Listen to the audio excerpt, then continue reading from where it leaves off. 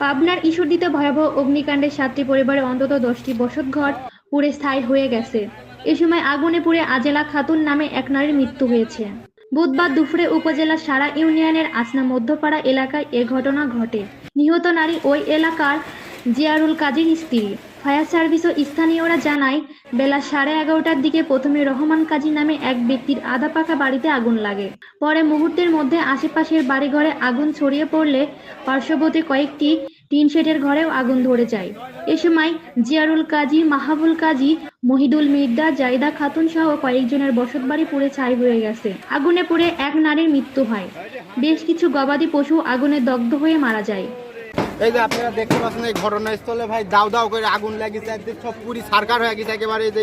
আমার এই বন্ধুর হাত মানে এই ঘরে টিনমিন হেরাতে লেগে মনে করেন যে বিভ্রান্তি হয়ে গেছে, যাতে লেগে হাত মাত কাটিছে, সেই একাকার অবস্থা ভাই। আরো একজন মানুষ মারা গেছে এই জায়গায়, আরো গরু ছাগল হাঁস মুরগি যা ছিলি ভাই কি করবো, পুরি একেবারে একদম ধুলি অন্ধকার ভাই, এখানে মুখের ভাষা নাই কর। আর ভাই আমি এখানে আসার পরে দেখলাম যে একটি দালান বাড়িতে আগুন জ্বলছে, মুহূর্তেই টিনের বাড়িগুলোতে আগুন ছড়ায় পড়েছে, দাউ দাউ করে আগুন জ্বলছে। একটি মহিলা পুড়ে অঙ্গার হয়ে গেছে, প্রায় 20 থেকে 30টি ছাগল, আপনার হাঁস মুরগি সহ অনেক কিছু পুড়ে প্রায় 17-18টি রুম পুড়ে গেছে, 7টি বাড়ি পুড়ে প্রচুর ক্ষয়ক্ষতি হয়েছে, নগদ টাকা এবং আখের বিল সহ সব কিছুই পুড়ে অঙ্গার হয়ে গেছে। 10-12টা ঘর বাড়ি পড়েছে, 8-10টা ছাগল পড়েছে, একটা মানুষ মারা গেছে। আর চাউল ডাউল যা ছিল কিছুই ব্যাগ করতে পারে নাই, সব নিঃস্ব হয়ে গেছে মনে করে। এখন কি করে চলবে আর কি করে বাঁচবে এটাই তো ধরেন সম্ভব মিলানো যাচ্ছে না। না প্রথমে দেখি যে ওই চালের বাতার থেকে আগুন, মানে ও খুব উচিত, আমি ঘরের ভিতরে দৌড়ি যায় দেখি যে এখন আমার আগুন আর লিভে নিয়ে মানে আমার পড়ছি যে নাই। এখন অবশ্যই যে মনে করেন আমি জিনিসপাতি গেলে ধরতে কাটি বাইর করতেছি, এখন খুব ওই উপরে থেকে আগুন ধরছে কারেন্টে। পুরীতে তো মেলা কিছু আমার সাঁজি ভাবের মানে 3-4টি ছাগল পুড়ে গেছে, একটা গরু, আমি 3-4টি গরু খেঁটাইছি, তাও মানুষও তো একটা মারা গেছে। আম্মু বলতেছে যে আগুন ধরেছে, তো আমি বাইরে আসলাম। বাইরে আসার পরে এপাতে দৌড়ে যায় ওই যে ওই ঘরটা মধ্যের যে ঘর, ওই ঘরে যায় তখন প্রথম আগুন উদ্ভাবন হয়।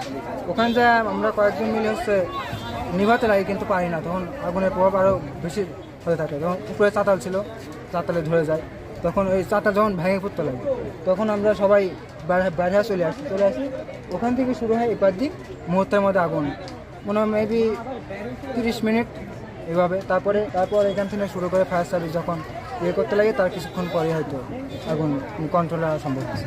দেখলাম যে হচ্ছে মনে করেন আপনার আগুন ওই ঘরের মধ্যে পয়লা শুরু হয়েছে, বুঝছেন? শুরু হওয়ার পরে তারপরে এদিকে আগুন আগুন ধরে গেছে। ধরার পরে মনে করেন এই চুরি কামান গরু সব পুড়ে গেছে, সব পুড়ে গেছে।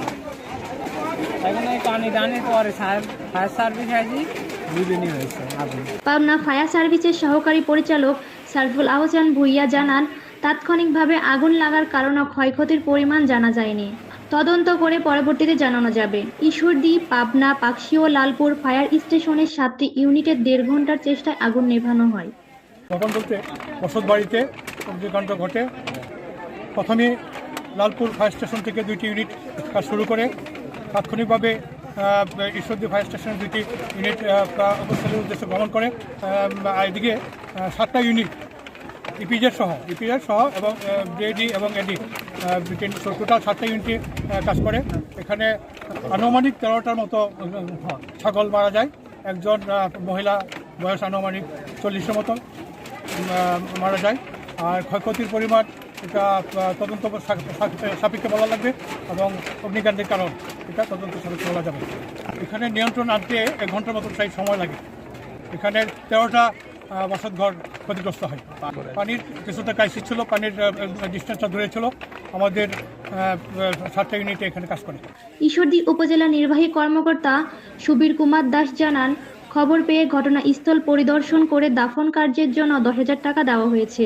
পরবর্তীতে ক্ষতির পরিমাণ বিস্তারিত জেনে ক্ষতিগ্রস্ত পরিবারকে সহায়তা করা হবে। শাহিদা আফরিন, নিউজ ডেস্ক, দেশ পোস্ট।